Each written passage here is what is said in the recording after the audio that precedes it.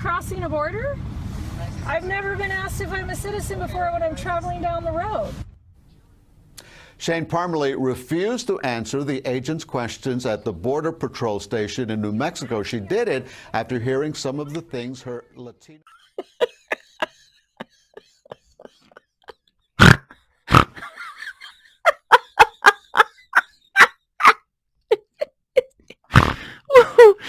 Okay, I should not just serious business. Okay.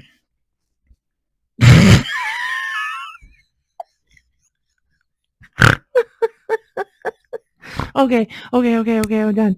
Oh my God, that's so funny. Okay, I shouldn't be laughing at this poor woman, but there's good reason. So in this new little side series I'm starting called Living in the Borderlands, I have lived in a borderland community in one way or the other for the majority of my life. I've lived in other places in my life, but I grew up in, was raised in, and still currently now reside in the Borderlands community. The Borderlands is a general over term for people who live along the U.S.-Mexico border. Going through Border Patrol checks has been a normal part of my life. It's as boring as going to the DMV to get your driver's license. Going through a Border Patrol checkpoint, if you live within what's called the 100-mile zone, we'll cover that later, is a completely normal everyday occurrence, whether you're going to Mexico, coming from Mexico, or whatever. And let me tell you now, despite the Fourth Reich's propaganda, there is no border war down here.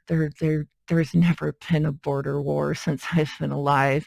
There have been and are regular bouts of conflicts and murders between the various Mexican cartels and the Mexican federales, the federal police force.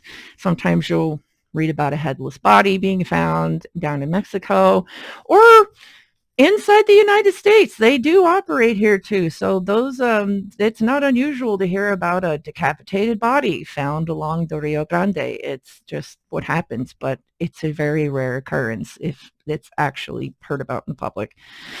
Going through a border patrol is completely normal. It's normal. It's boring. And when I first saw this clip, I think a month or two ago, it was just a standalone clip of this woman arguing with a federal police officer, because Border Patrol, Customs, and Border Patrol officers are federal cops. It's one of the largest federal agencies, law enforcement agencies in the country.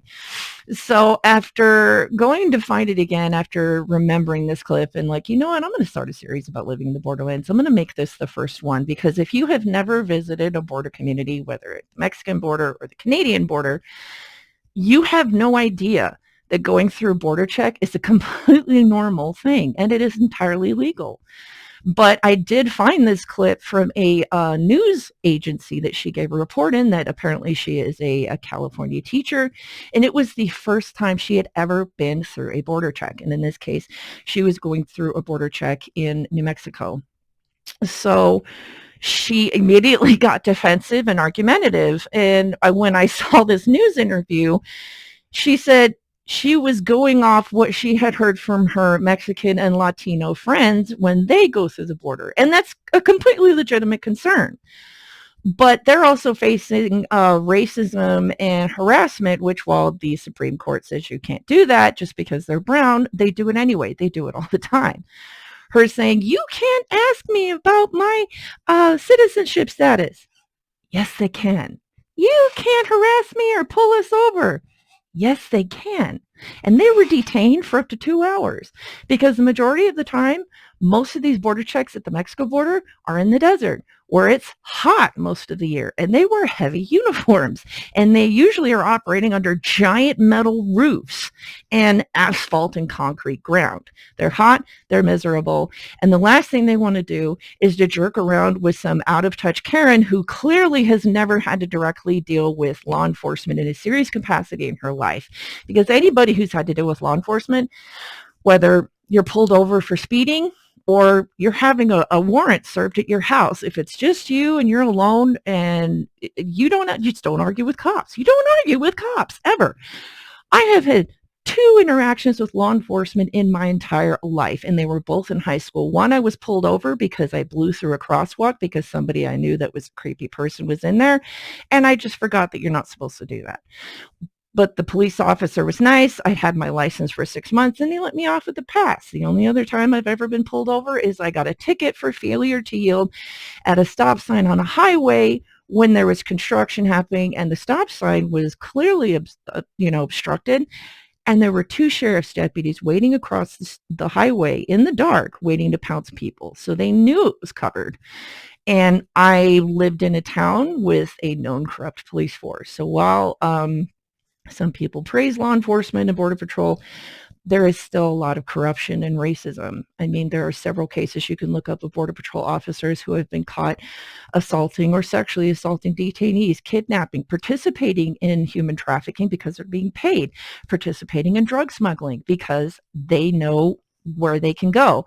Most people think of international border checks just happening at, customs lines at either the airport or if you're traveling through the border. No, they operate within 100 miles. So the fact that this woman was traveling through New Mexico and knew nothing about Border Patrol and Customs down here, I thought this would be a really great topic to cover really quick for people maybe outside the United States who only hear some things about Border Patrol or propaganda being put out by Fox Media. Give you a chance to educate from an actual border resident what it's like with Border Patrol and Customs. So we're going to go into a little quick instructional video with the history of Border Patrol, what their jobs are, the compare and contrast, and then working with ICE and their different jurisdictions. It's really quick. It's very helpful. And please save this video if you plan on making any kind of trip to a border community, whether it's at Canada or in Mexico. This is going to be very helpful for you. So let's get into it.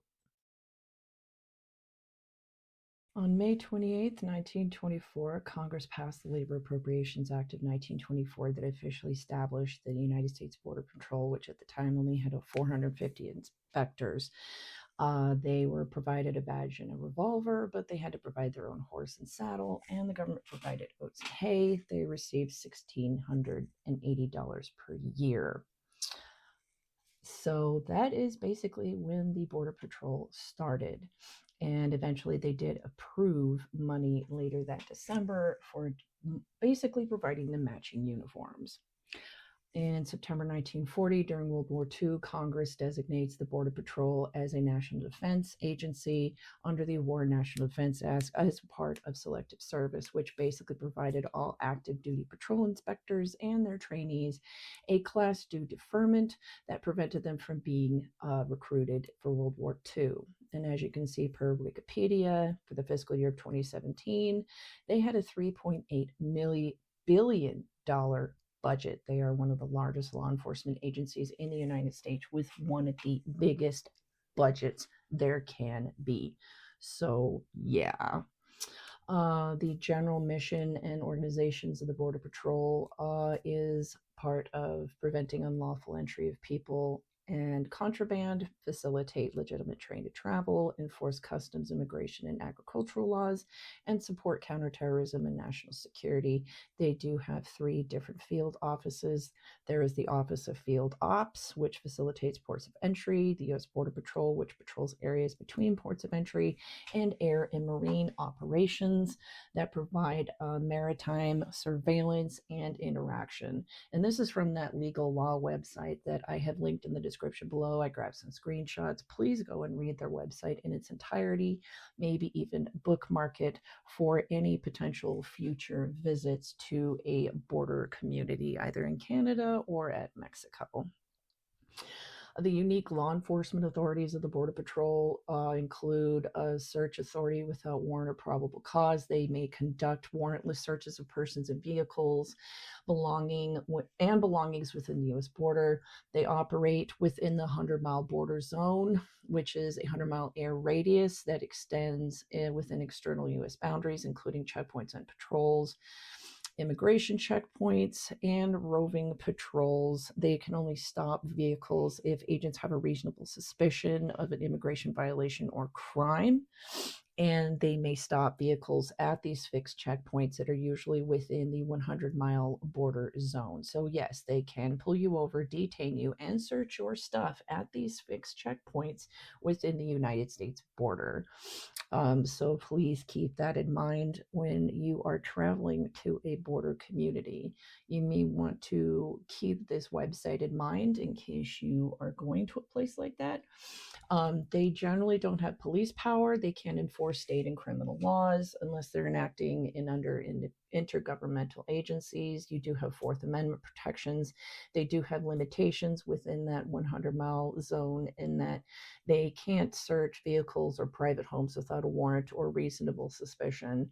And there are limitations on detentions. The detentions at these border checks have to be reasonable or within a warrant. This is overview the Border Patrol and ICE jurisdictional distinctions and operational collaborations. They do function under the Department of Homeland Security, but they have both distinct, separate, and some complementary functions as far as immigration enforcement. So these are as follows. This chart is on that same law firm website. This shows their functional area and the differences between the Border Patrol and ICE. So go ahead and pause the video here and take a good look at this chart. Keep in mind what it is ICE is supposed to be doing and compare it to what they're actually doing. And they are breaking a lot of constitutional law. This is from the Arizona ACLU office that shows knowing your rights within the Border Patrol, whether at checkpoints, in your car, or elsewhere. And I love the red text that says, please don't ever flee a Border Patrol checkpoint, whether you're angry and justified or not. Don't do it or you may end up on an episode of Cops. So yeah. These are some rights that you do have as part of if you are interacting with the Border Patrol, if you're detained, as far as videotaping and whatnot. So go ahead and pause the video and look this over. So going through a border checkpoint, whether down here or up there, it literally goes like this. You are diverted off of a highway or a major interstate road because these checkpoints don't just operate on major highways. There are more than one ways to cross into the border through tiny little dirt roads to major highways. So Border Patrol inspects along the entire border from those tiny roads to these major points of entry. So when you're on the highway, you'll see a notification that usually says border checkpoint ahead or inspection checkpoint ahead, and there will usually be cones diverting traffic onto a side area off the highway that's either a couple of Connex buildings or, like I said earlier, it's a big covered metal ceiling roof with a couple of buildings and cars for Border Patrol employees as well as official vehicles. And there's usually a regional office close by in the area where they go pick up and drop off their service vehicles. So you literally get pulled in and you will see on both sides of the road tons of cameras pointing at different angles. They are going to take pictures of your car from every angle. They're going to be taking pictures of your license plate. They'll be taking pictures of your face. So you will see on both sides a bunch of cameras. You will also see a sign that says at any given point there may be a Border Patrol dog or a canine unit on duty, and they may do random sniff patrols on your car, which means if you are a person who likes to do weed tourism, if you are planning to go through a border community and buy weed and take it to a state where it's not legal, be warned. If the dogs catch it, they'll confiscate your weed because they are federal law enforcement. Even if you are in a state like, say, New Mexico, where recreational and medical marijuana is legal, even if you have your med card or if you have it on your person and it's unopened, you've never done anything with it, they'll take it just for fun because they can. And then you're out money and your product. So they will use dogs. I've hardly ever had dog interactions when I've gone through border check. So you're literally on this slow moving line of cars. And when you get up to the main door, there'll be a dude. There's usually some kind of computerized terminal sometimes. Usually they're looking at camera pictures and whatnot. And they do this. They look into your car. You're required to roll down your window. Are you a United States citizen? Yes, officer, I am. Have a nice day. That's it. That's literally all you do. 98% of the time, that's all you're going to have to go through. And you drive on your way. Border Patrol and Customs Enforcement, when it comes to human trafficking and drug smuggling, they often are looking for very specific types of make and model vehicles that are commonly used, from sedans to panel trucks. Usually, they'll be looking for specific vehicles, maybe flagged at a international border check, or they're looking for suspects. They're looking for, people in cars based on interagency cooperation missions, stuff like that. But most of the time, you just drive on through. Look at me. I'm a middle-aged white woman. I drive a small car, and whenever I go through, they let me through because I am not someone they're usually looking for, even though a good chunk of drugs that are brought into this country are brought in by Americans. And there is a significant chunk of that are current or former law enforcement. I mean, I remember reading a story in the last few years of a older white blonde woman who was a sheriff's deputy of Los Angeles County was busted for drug smuggling out of Mexico. So, that's it. That's literally what you do when you go through a border check. If you're not sure what to expect or you want more information, as I said earlier in the video, call the regional office. Look for the regional office, call the national hotline for Border Patrol and say, hi, I'm going up to Seattle, Washington, and we plan on driving over the border into Canada for a few days. Where am I going to go? What should I do? Is there any documentation besides my ID and my passport that I should bring? These are the things that you really have to know. So, I mean, as a Borderlands resident in certain parts of Mexico, there are people in Mexico who get passport cards because they will bring their kids to go to school in American schools in a border town or a border city. They go and they drop them off, and then they drive over the bridge and bring them back. This is a normal everyday part of life. If you live in a border community, you already know that you don't have to buy a full-blown passport. If you're not planning on traveling internationally beyond Mexico, you can get a passport card, which is for places like going through Canada, Mexico, and a lot of American territory island nations. So just to wrap up, don't do what this woman did.